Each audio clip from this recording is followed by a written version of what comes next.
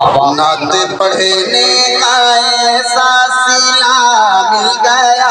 نعت پڑھنے کا ایسا صلہ مل گیا، جس جگہ بھی گیا مرتبہ مل گیا۔ گیمنگ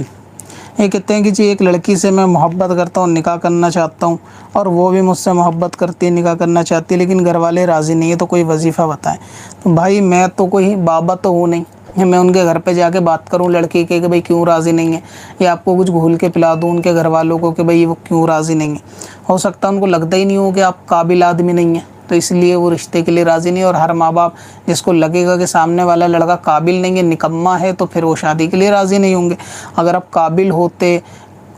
گوگل کے SEO ہوتے، تو ظاہر سی بات ہے کہ وہ نکاح کے لیے منع تو نہیں کر سکتے تھے، یا کوئی دوسری وجوہات آتی، تو یہ گھر میں جا کے آپ بات کریں گے اس کے بارے میں۔ میں یہاں پر کوئی شادی.com تو کھول کے نہیں بیٹھا کہ آپ لوگ رشتے اگر وہ لوگ نہیں مان رہے تو میں جا کے آپ کی طرف سے جو ہے نا بات کروں گا۔ یہ کہتے ہیں کہ اگر موبائل پہ ناپاکی گر جائے تو سینیٹائزر سے پوچھ سکتے ہیں، آپ پوچھ سکتے ہیں، کوئی دقت نہیں ہے کہ کپڑا وغیرہ لے کے 2-3 دفعہ اس کو ہلکا ہلکا سا صاف کر لیں، اس طریقے صاف کریں کہ وہ خراب نہ ہو۔ اور ایسا ایک سوال آئی فون کے بارے میں بھی آیا تھا، غالباً مجھے یاد نہیں، کافی ٹائم پہلے، کہ ایک میڈم جی کا آئی فون تھا، انہوں نے لیا تھا، وہ ناپاک ہو گیا تھا، انہوں نے اسے پاک کرنے کے چکر میں اس کو دھو دیا مطلب یہ کہ پانی سے دھو دیا، وہ آئی فون جو ہے بالکل خراب ہو گیا۔ تو کوئی بھی ایسی چیز جو ناپاک ہو کہ جس کے پانی ڈالنے سے، نچوڑنے سے اس کے خراب ہو جانے کا، ضائع ہو جانے کا خطرہ ہو، تو اس کے پھر پاکی کا حکم ایسا نہیں ہوتا کہ اس کو بالٹی کے اندر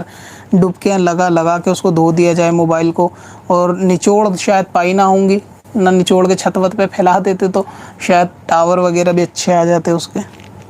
عبید رضا ہیں، ان کا سوال یہ ہے، 36 کلومیٹر درگاہ پر چل کر جانا، ایسی منت مانگنا کہ اپنے ایریے سے 36 کلومیٹر دور ہے درگاہ، اور وہاں پر چل کر جانا درگاہ پہ، تو یہ منت پوری کرنا ضروری ہے یا نہیں ہے؟ تو اصل میں دیکھیں، درگاہ 36 کلومیٹر ہو یا 6 کلومیٹر،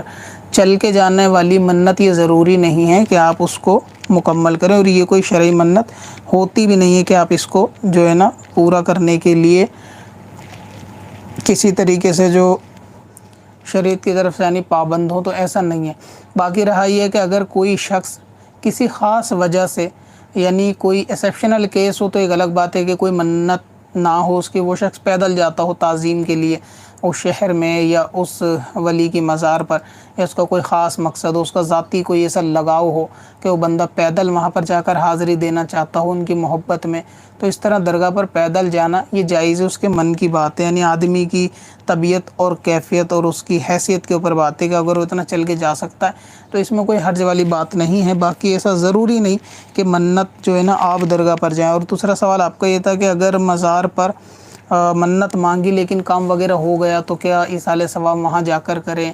تو ایسا بھی نہیں ہے کہ ایصال ثواب جو ہے نا آپ مزار پر جا کر ہی کریں گے، بلکہ اگر آپ کو کسی بزرگ سے عقیدت ہے یا کسی کے وسیلے سے آپ کا کام ہو گیا ہے اور آپ کو بطور نظر ان کو ایصال ثواب کرنا ہے، تو گھر سے بھی آپ ہر قسم سے ایصال ثواب ان کو جو ہے نا پہنچا سکتے ہیں۔ اور یہ گھر سے یعنی غریبوں کو کھانا کھلانا، مسکینوں کو کھانا، کپڑا جو بھی ہے آپ اس طریقے سے پہنچا سکتے ہیں، اس میں کوئی حرج والی بات نہیں ہے۔